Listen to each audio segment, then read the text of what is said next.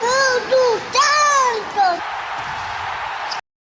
Saudações alvinegras, aqui são os meninos de Fora da Vila mais uma vez. Eu sou o Carlos Zucchi, trazendo para vocês mais um giro de notícias, com muitas notícias consolidadas, mas também alguns rumores aí, até porque agora a gente tem aí um homem forte no futebol, né? O Falcão aí assumindo como um coordenador de futebol, né? E vamos falar um pouco disso, vamos falar um pouco aí também das sereias, vamos falar aí de algumas coisinhas aí que a imprensa tem noticiado, tentar trazer aí um resumo de tudo que a gente pode fazer. Começando pelas sereias, durante a entrega aí da bola de prata, a Cristiane, que foi a única representante do Santos, né? Ela é artilheira do Campeonato Brasileiro, mesmo o Santos tendo sido eliminado na primeira fase, e ela deu uma declaração bem interessante, né? Que ela falando que foi um ano difícil, que são anos difíceis para o Santos, que o torcedor cria expectativa, mas que tanto feminino quanto masculino estão com bastante dificuldade e que todos estão torcendo pela reviravolta do Santos. Falou que o presidente conversou e ele sabe o quanto que ele precisa estar mais próximo do feminino, o quanto que ele tem que investir, porque os outros times também estão investindo. E dela diz que o investimento financeiro é para ter um ano mais competitivo, que com o que a gente tem está fazendo o melhor. E ainda tem o Paulista que sobrou para ser disputados e que elas estão focadas nisso. O Santos está em terceiro na tabela do Paulista, tem 19 pontos, e à frente do Santos estão Bragantino e São Paulo, ambos com 21. E o próximo desafio das Sereias é contra o Corinthians fora de casa na quarta-feira, dia 16. Com isso, aonde que você pode assistir o jogo de Corinthians e Santos? É na quarta-feira, às 19h30, horário de Brasília, nona rodada do Campeonato Paulista Feminino, e acontece na Neoquímica Arena. Vai ter transmissão do Paulistão Play, serviço de streaming, e também do Facebook da Centauro, da loja de material esportivo. Pelo resumo do clássico, as duas equipes estão vindo de vitória, as Sereias bateram o Bragantino por 3-1 e o Corinthians derrotou a Realidade Jovem por 4-1. O Santos está em terceiro lugar com 19 pontos e o Corinthians está na sexta posição com 15 pontos. E na primeira fase do Paulistão, os 12 clubes se enfrentam num turno único no sistema de pontos corridos. E os quatro primeiros colocados vão para as semifinais. Os que terminaram do quinto ou oitavo se classificam para a Copa Paulista Feminina. E é isso. Mudando de assunto, já que ela falou ali de investimento, vamos falar de quanto que o Santos ganhou na TV paga. Então, o Santos foi o time mais transmitido na Sport TV, no Brasileirão 2022. A coluna do Alan Simon, do UOL, ele fez o levantamento e falou que foram 14 jogos exibidos aí pelo Sport TV, 14 jogos do Santos. Porque o Santos tinha um contrato com a Turner até no passado, daí fez o contrato, rompeu, né, foi encerrado o contrato, aí fechou o contrato com o Sport TV. O Sport TV transmitiu um total de 76 jogos, foram média de 2 jogos por rodada. E cada partida no canal valeu 2.700.000, o que dá mais ou menos 1.350.000 para cada um. O único time que não tem contrato é o Atlético Paranaense, então ele fica de fora dessa divisão da TV paga, tá? Então o Santos deve ter aí cerca de quase 19 milhões de reais, 18 milhões e 900 mil, mais ou menos, que é uma projeção da coluna, tá? Esse número não é fechado certinho, não, a coluna está projetando. O contrato do Sport TV na Série A do Brasileirão valia 500 milhões em 2019, com a correção da inflação dos últimos anos, o valor está em 686 milhões. E o número de jogos exibidos conta para a distribuição de 30% desse valor, então 205,8 milhões que são distribuídos. O Inter foi o segundo time que mais teve jogos, teve 13, depois tem Fluminense e Botafogo com 11. E daí tem um ranking aqui que ele mostra que o Santos teve 14 jogos e teve 18,9 milhões. E os times que menos tiveram jogos foram Corinthians, São Paulo, Flamengo e América Mineiro, com 4 jogos cada, eles estão levando 5,4 milhões. Então, estamos recebendo mais do que o valor pela nossa posição no campeonato. E é isso. Mudando agora um pouco, vamos falar do Falcão. Tem um texto do Globo Esporte tentando explicar o que que o Falcão vai fazer no Santos, qual que é a posição. Falando que é uma posição de coordenador de futebol, que vai ser uma ligação entre o elenco e diretoria e também responsável pelas contratações do Peixe. E um resumo do Falcão. Falcão foi ídolo do Inter de Porto Alegre, foi ídolo da Roma, lá ele era chamado de Rei de Roma, e ele vai ocupar o cargo de coordenador de futebol. Ele foi muitos anos titular da seleção brasileira, ele chegou a ser técnico da seleção brasileira por um momento, foi técnico da seleção japonesa também. A diretoria mudou o cargo para executivo de futebol para coordenador de futebol. A função é para ser a mesma, porém foi mudada a nomenclatura. Só uma questão prática. Nos primeiros contatos com o Rueda, Falcão queria ser treinador do Santos. Então, Falcão, em princípio, queria treinar um time. Ele tinha dado uma entrevista dizendo isso há algum tempo. Só que depois de umas conversas, ele foi convencido de que seria mais vantajoso ter essa função de coordenação, sendo ela entre diretoria, comissão técnica e elenco. E o que está falando o texto? Além das questões práticas do dia a dia, como a definição de processos e integração entre os departamentos do clube, Falcão será o principal responsável por identificar o perfil de potenciais reforços. Negociações com empresários para chegadas e saídas também passarão pelo crivo do novo coordenador. Também função dele, relação com categorias de base, modelo de treinamento e planejamento para a transição dos jovens talentos do Peixe ao time profissional. Responsabilidade dele também em conjunto com a nova comissão técnica do profissional, que ainda vai ser contratado.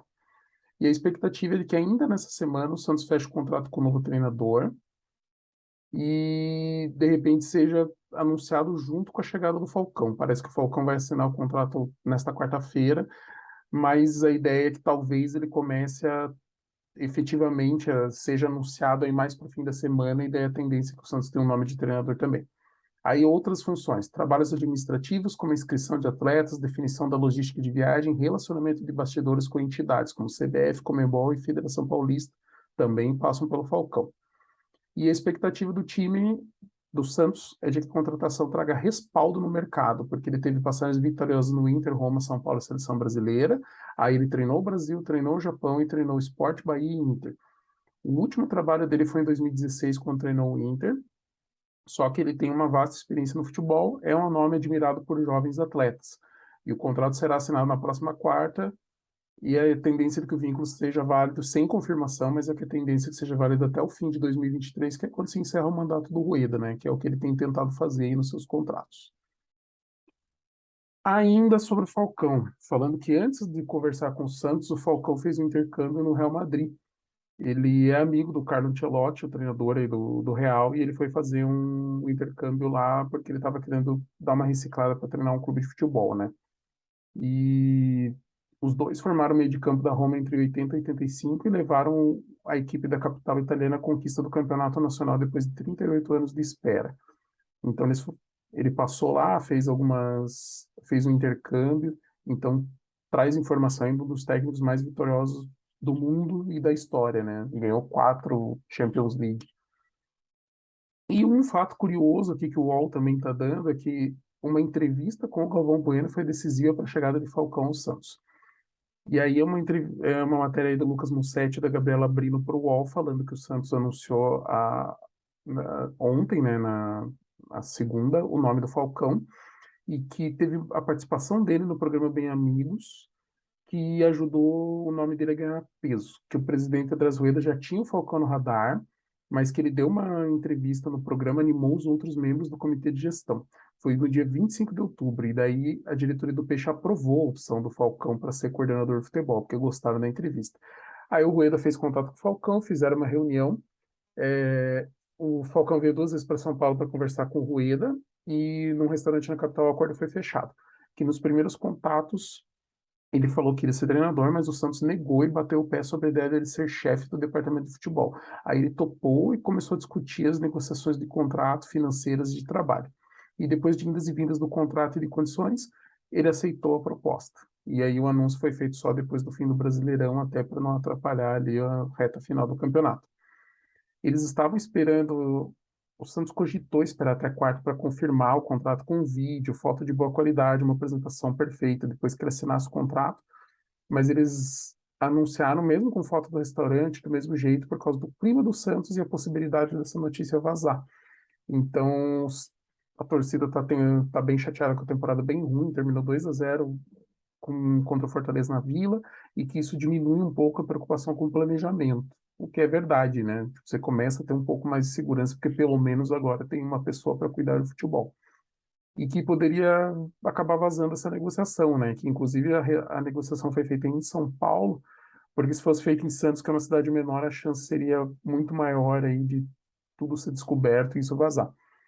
E agora que o Falcão anunciado, provavelmente vai ter uma coletiva de imprensa nessa quarta, e que o Santos está tentando fechar com o novo técnico. E a ideia do Santos é que o Falcão já saiba com que técnico que vai trabalhar já nessa quarta. Porém, é aquilo que eu falei, talvez até o fim de semana tem desenrolar aí de negociações e depende muito do nome. Inclusive, o Falcão tem que dar aval, né?